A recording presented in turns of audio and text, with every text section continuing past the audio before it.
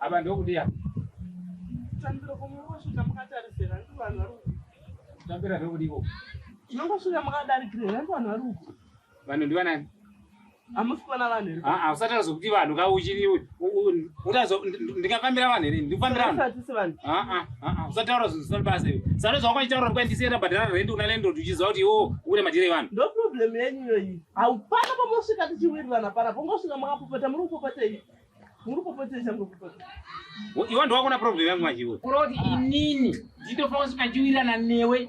Nezvimadhara zvako izvi. Mudhara ndoko panje. Ndopinda panapa. Ndichiwirirana newe oita basa rokuta uchipinza zvimadhara panapa iwe. Tangai mabvunzo. Ndochino wani chasara kuti tirambane ichocho. Ngasapagadzisa ipapo. Sorry, Pinzanye. Don't mistake to allow to enter in our process there. Dini aenda kuzali letu kupina mboko.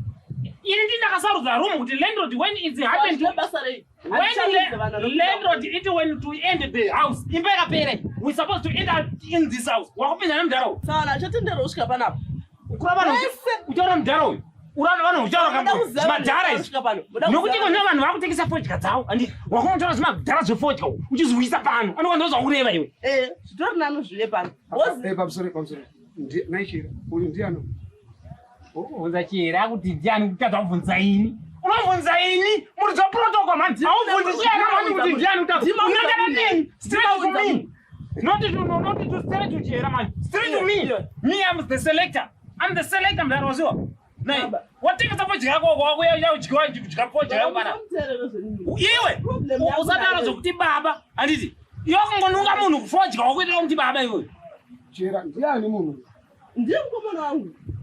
Andandotara kana kuti vakisi. Kwete zvako izvi. Andikona. Atikuzive. Auzikanwe. Mutsana kuti ndina. Tsara mwachi. Amdasara uzikama pese wazvo. Ndi baba vangu. Usada kundiita provokerwa zviwa. Ndakaya kumba kweduka. Awatosora chukwawa tasazvakuita. Ndinobva ndokutoromba bedu. Andivharo ane mavhariro yaye. Ndokutoromba baba wangu. Iyo sona ndifunga matsotsi muzivi. Iyo matsotsi ndamuziva mani iyo. Matsotsi ndiano teserina. Usara izvozvo. Yotatsa matsotsi. Saka ndati handisi matsotsi. Wamona nasi watadza kumuziva sei? Wamona nasi watadza kumuziva sei? Kana uchimuziva. Ndamatsotsi.